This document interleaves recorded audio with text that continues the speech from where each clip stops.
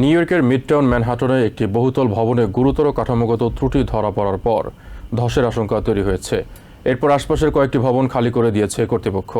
একসময় ফাইজারের সদর দপ্তর হিসেবে ব্যবহৃত ৩৭তলা ভবনটিকে অফিস ভবন থেকে আবাসিক অ্যাপার্টমেন্টে রূপান্তরের কাজ চলছিল। মঙ্গলবার সকালে ভবনটির ২১ ও ২২ তলার দুটি স্টিলের সাপোর্ট কলাম বেঁকে যাওয়ার পর ভবনের একটি অংশে ধসের আশঙ্কা তৈরি হয়। নিউ ইয়র্ক সিটির মেয়র জোরান মামদানি জানান, জরুরি সেবা কর্মীরা ঘটনাস্থলে পৌঁছানোর পরও কয়েক ঘন্টা ধরে ভবনটিতে সামান্য নড়াচড়ার লক্ষণ দেখা গেছে। মঙ্গলবার সকালে নিউ ইয়র্ক ফায়ার ডিপার্টমেন্টের কাছে প্রথম খবর আসে ম্যানহাটনের ইস্ট 42nd স্ট্রিটের একটি নির্মাণাধীন ভবন থেকে ইট ও ধ্বংসাবশেষ খসে পড়েছে। খবর পাওয়ার পরপরই ঘটনাস্থলে ছুটে যান ফায়ার ফাইটাররা। পরে জানা যায় সমস্যাটি আরও গুরুতর। ভবনের ২১ ও ২২ তলায় দুটি প্রধান স্টিলের স্তম্ভ বেঁকে গেছে।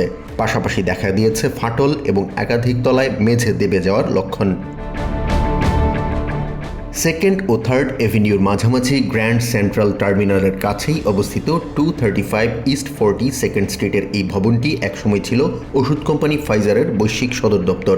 নির্মাণ প্রতিষ্ঠান জেন্সলারের দেয়া তথ্য অনুযায়ী ভবনটিকে প্রায় ১,৬০০ ইউনিটের একটি আবাসিক ভবনে রূপান্তর করা হচ্ছিল। নির্মাণ কাজ শেষ হওয়ার কথা ছিল ২০২৭ সালে।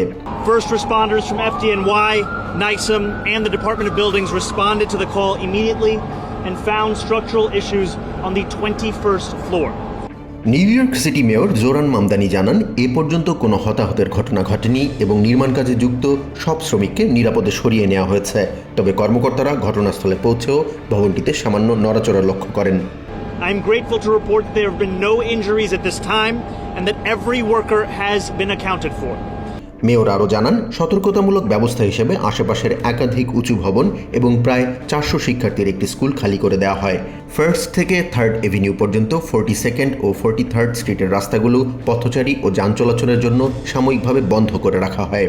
From 40th to 45th streets between 1st and 3rd avenues, these streets have been temporarily closed off to both pedestrian and vehicular traffic.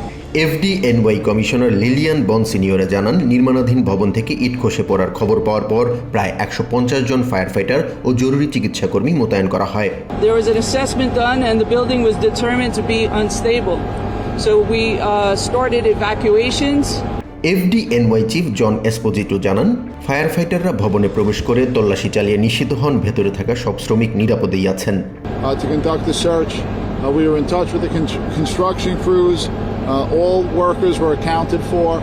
এসপোজিটো আরও জানান, আংশিক ধসের আশঙ্কা মাথায় রেখে প্রস্তুতি নেওয়া হয়েছিল। তবে কর্মকর্তাদের ধারণা পুরো ভবন ধসে পড়ার আশঙ্কা নেই।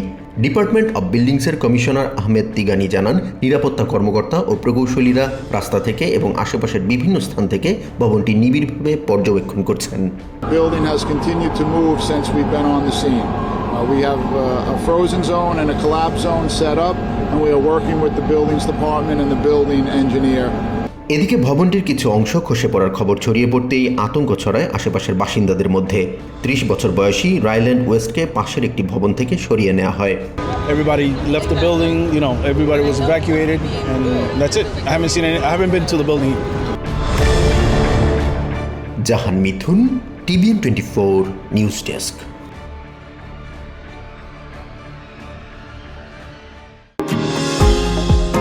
নিউ ইয়র্ক থেকে সম্প্রচারিত TVN 24 টেলিভিশন বিশ্বজুড়ে বাঙালির কণ্ঠস্বর।